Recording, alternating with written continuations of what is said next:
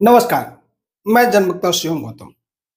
पश्चिम बंगाल में 23 और 29 अप्रैल को चुनाव होना है और चुनावों से पहले जिस तरीके से वहां पर जो सीएपीएफ की तमाम कंपनियां डिप्लॉय कर दी गई हैं, उसके बाद लोगों को उम्मीद है कि ममता बनर्जी की सत्ता जाने वाली है। लेकिन कल एक ऐसा घटनाक्रम हुआ है जिसके बाद तो ममता बनर्जी के जो एकदम अंधविश्वासी समर्थक हैं, उनको भी लग रहा है कि शायद अब तो ममता बनर्जी की सत्ता का बच पाना बेहद मुश्किल है। लेकिन दूसरी तरफ कुछ ऐसे लोग हैं जो इस खबर से उनकी लॉटरी लगने वाली है। जी हाँ, ये वही लोग हैं जो अब तक ममता बनर्जी को बचाते आए थे, लेकिन यहां पर ममता बनर्जी के नुकसान में उनका बहुत बड़ा फायदा होने वाला है।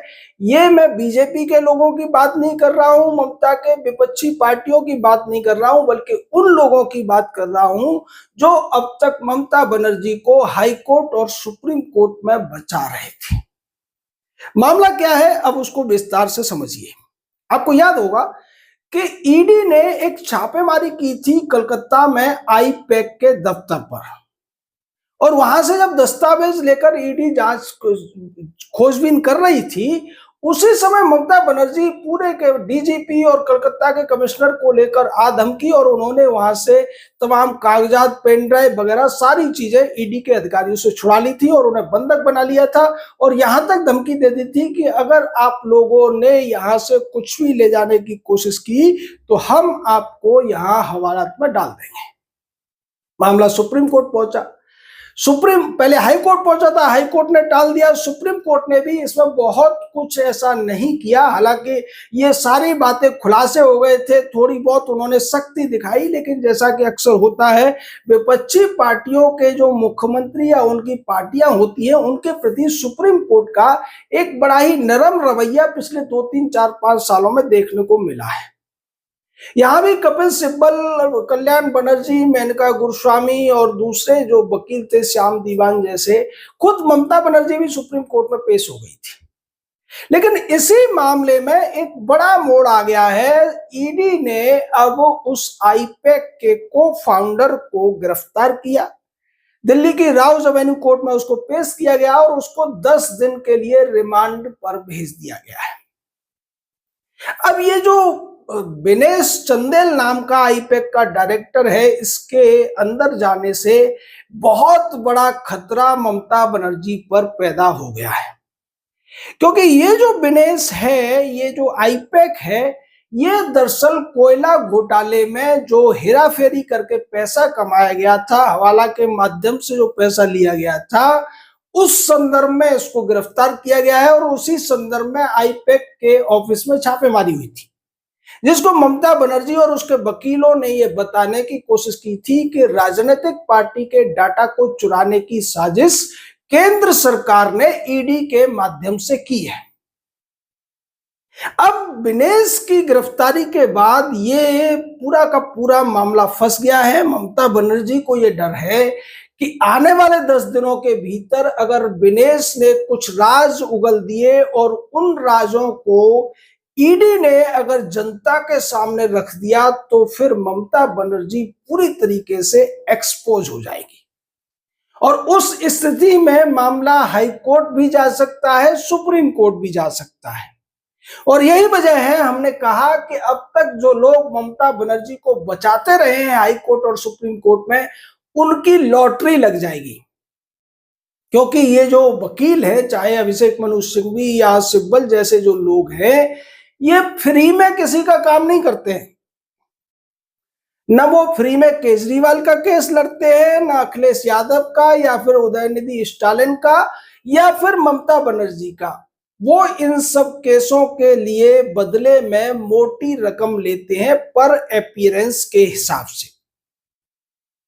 अगर यहां कोई नया खुलासा होता है जिसका असर चुनाव पर पड़ने वाला हो, उससे डरकर ममता बनर्जी इन वकीलों की सेवाएं लेने के लिए इनके पास जाएगी।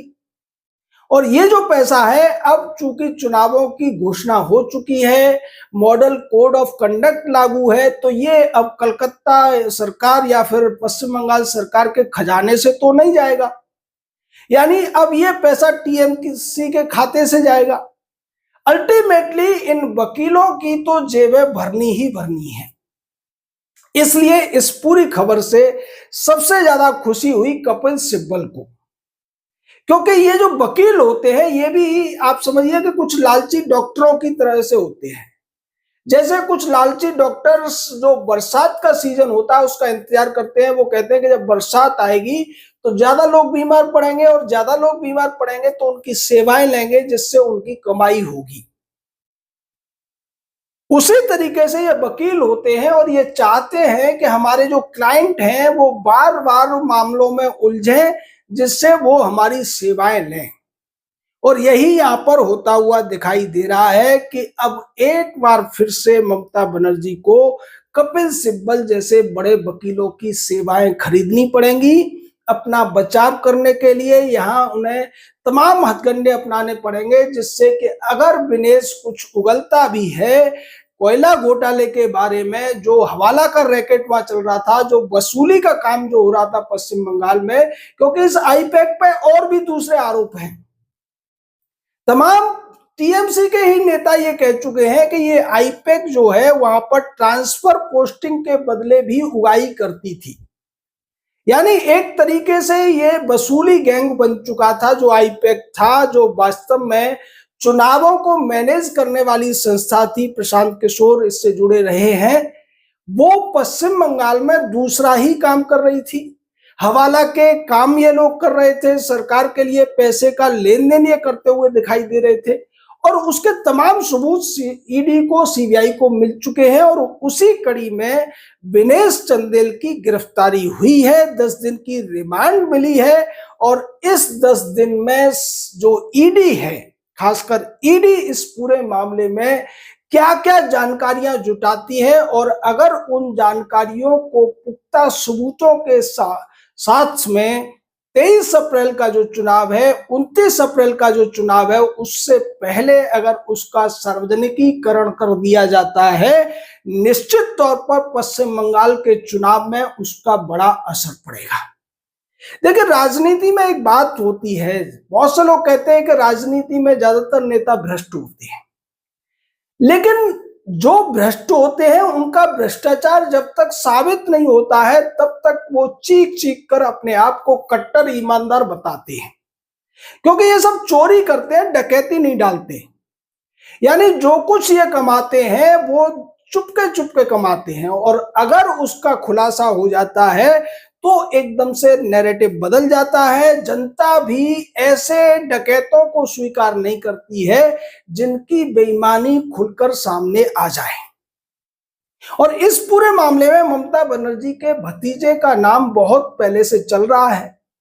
अगर यहां विनेश चंदेल की तरफ से ये बयान आ जाता है, ये खुलासा हो जाता है, ये सबूत पेश कर दिए जाते हैं कि अभिषेक बनर्जी के लिए ये सब हो रहा था, तो निश्चित तौर पर इसके तार ममता बनर्जी से जुड़ते हुए भी नजर आएंगे। और ममता बनर्जी के भी बहुत सारे समर्थक इस बात को खुलकर स्वीकार नहीं कर सकते कि ममता बनर्जी पश्चिम बंगाल में भ्रष्टाचार कर रही थी, और अगर कर रही थी तो वो उसी को वोट देंगे। यह सबसे बड़ा खतरा अब ममता बनर्जी की पार्टी के लिए पैदा हो गया है। ये जो घटनाक्रम है, हालांकि तमाम लोग इस पर सवाल उठा रहे हैं, तमाम जो खैराती पत्रकार हैं वो ये कह रहे हैं कि इसकी टाइमिंग गलत है।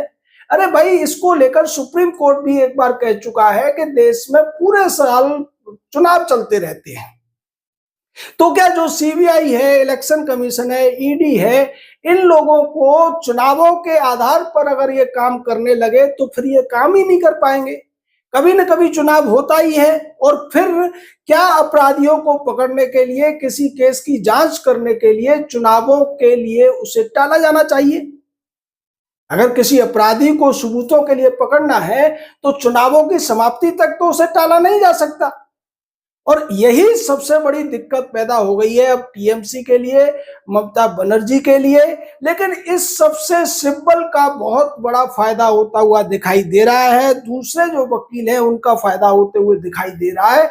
लेकिन अल्टीमेटली पश्चिम बंगाल के लोगों को तो इससे राहत ही मिलती हुई नजर आ रही है कि जो कुछ आईपैक वहां कर रहा था उसका भंडाफोड़ अब पूरी तरीके से हो जाएगा।